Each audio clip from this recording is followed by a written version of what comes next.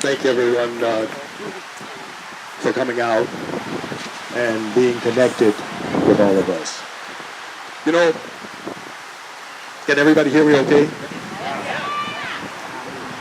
It's a very interesting thing that each of us has something psychologists call a mirror neuron. A mirror neuron is a loop in our brain that allows us to feel what the other person is feeling. It's so important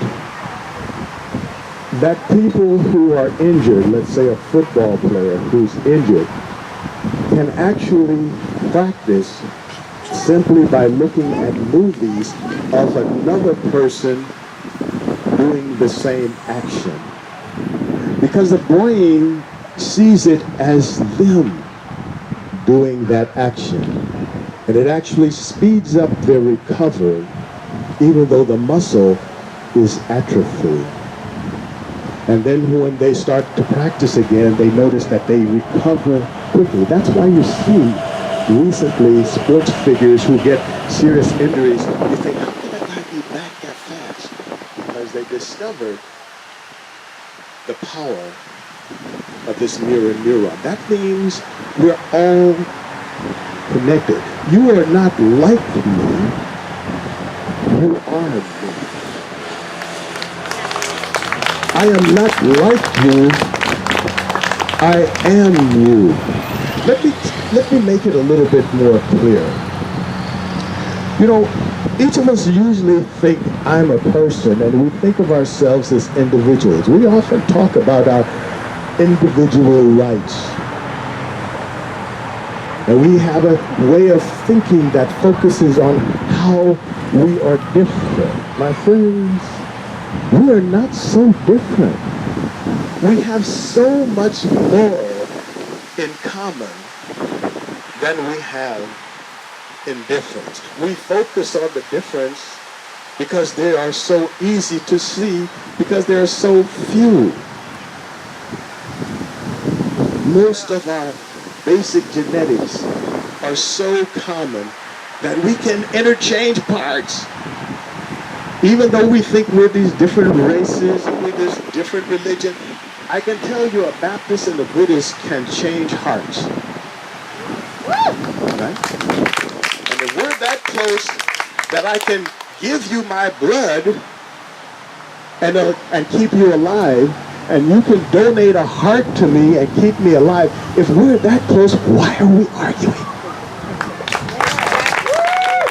We are, my friends, we are connected. If I can go so far as to make it a little bit more clear. At this moment, each of us, as a human body, is mostly air and water. Is there anybody who doesn't understand that? You take the air, ever seen some in cremations, they just basically take out the air and water. You see how much is left? Right? And that's not even compacted, because if you squeeze that down, it can go just about the head of a pin. Right? Most of us are air and water. And during this time, this small time that we have been together, I have been breathing in and out, and you have been breathing in and out. And most of that breath is air and water. So in that time, you have become a little bit me, and I've become a little bit you. And that goes on every moment of our day.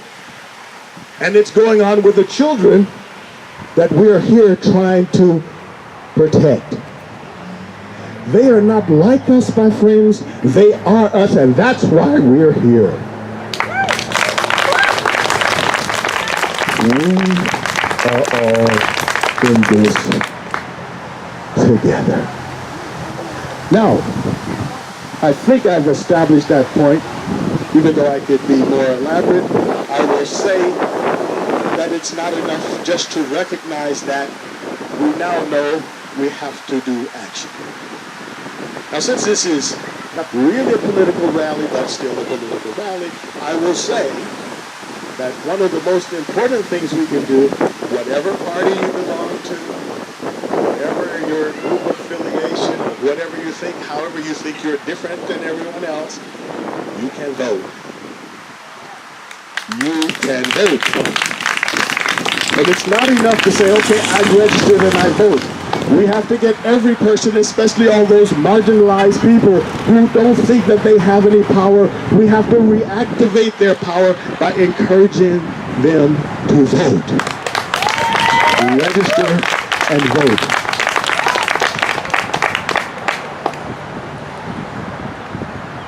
In trying to get people to understand why they should vote, you will get a lot of people who say, well, that politics stuff, it doesn't, all those guys are the same, they never do anything for me, they all lie, they have many reasons that they don't vote. My reaction to them is, you watch football, what did they ever do for you?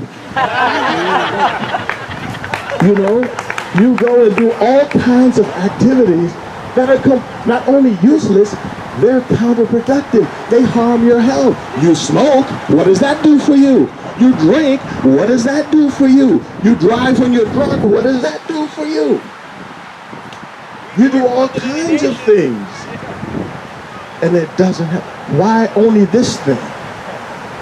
This has a potential to help you, but it's not really just that. Sometimes it's just that people don't know how to say what they're really feeling. And one thing I've discovered recently, much too late, is that humans are feeling beings that think, not thinking beings that feel. We are feeling beings that think, not thinking beings that feel. If you don't change how someone feels, you can't change how they think. Yeah. It's just that simple. You gotta first go to where they feel. So what I'm turning to right now is, I'm assuming that we're all on the same page, we're connected, we need to do something. I'm going to share with you a few ways that I think we can do it. Because often people just don't know. They're energized, but they don't have a sense of what it takes to move the needle. Most of us have a hard time expressing what we feel. Many of us don't even know what we feel. And a lot of times what we mistake for racism and bigotry is confusion. It's fear. It's misunderstanding of who they are, let alone who the others are. One of the reasons that people are segregated is to keep that barrier between us. Segregation, if you go back to early American history, you can find it actually in city meeting records, where the express reason for segregating people is to keep all of those different groups from getting together against the interests of the few people who had money. That was the whole point of it, and they were very explicit about it. It wasn't something that was hidden. It's only recently that we forget that the reason that we're divided, and the reason that people make us don't like that other guy and feel that we can't, and it makes it feel like we can't possibly communicate with them, is because if we're divided, we can be conquered. We can be made into tools if people can make me feel that I can never talk to you. I can never understand you. So I want to encourage us, before we tell people, you know, you really should support the kids and that kind of thing, get them to feel you. Get them to have empathy for you. Because you are the conduit for that message. If they feel a connection with you, they will hear what you have to say. If they don't, you could be talking to a turnip. Because they're not gonna get it.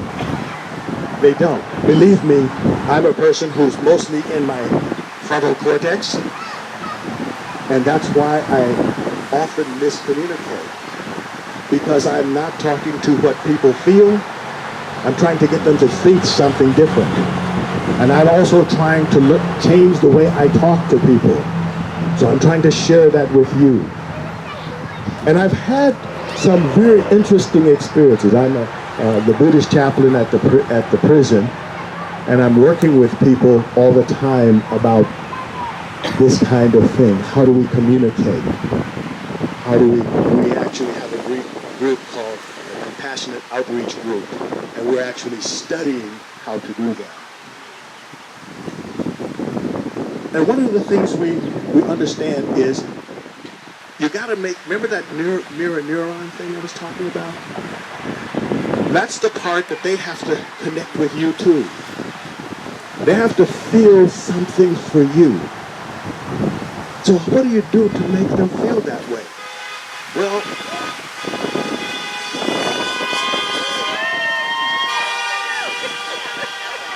one of the ways that you can do that is by sitting down and having lunch. One of the ways you can do that is by doing little things like opening a door for someone or complimenting their motorcycle. Find something to make them feel that you care.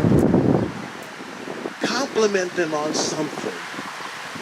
Make them feel the connection between you. Sometimes I will approach someone and I will say something like, "Man, that's a nice hairdo. I'm going to grow mine out to see if I can get so I can copy them." You know, it's just an opener. It's just something to say, "I'm trying to connect with you." And keep in mind that in this human game, we're not going to bat 1,000. It just doesn't happen.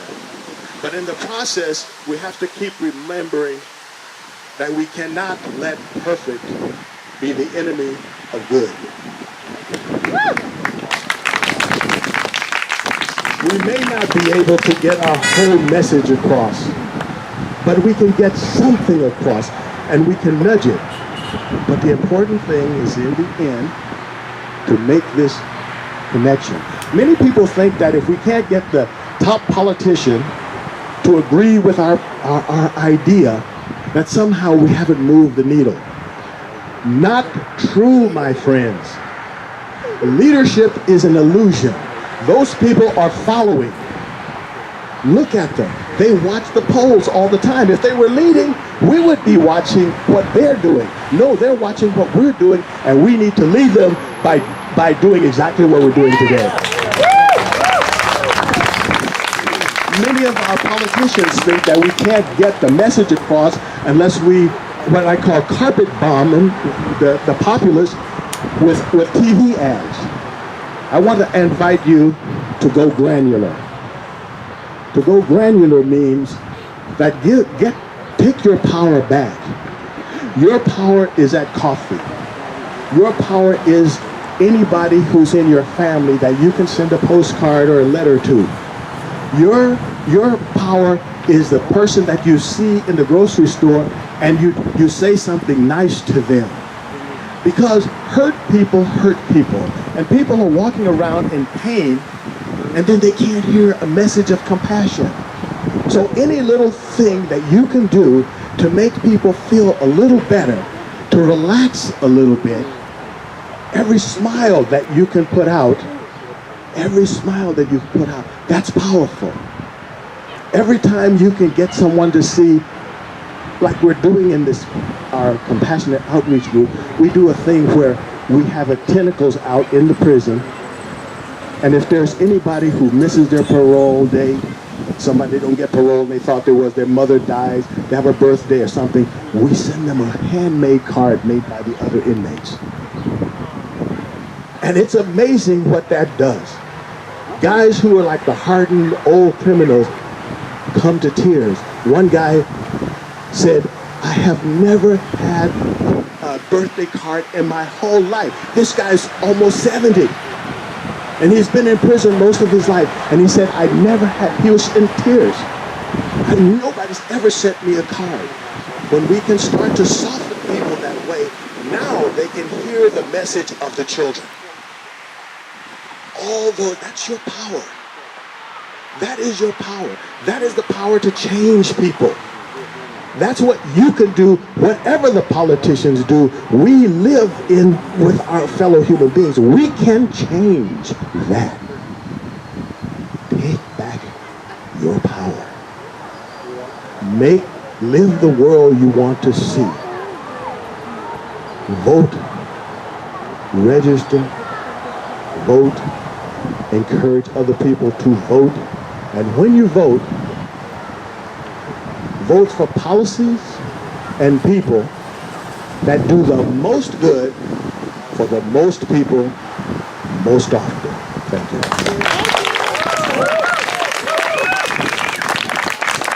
Very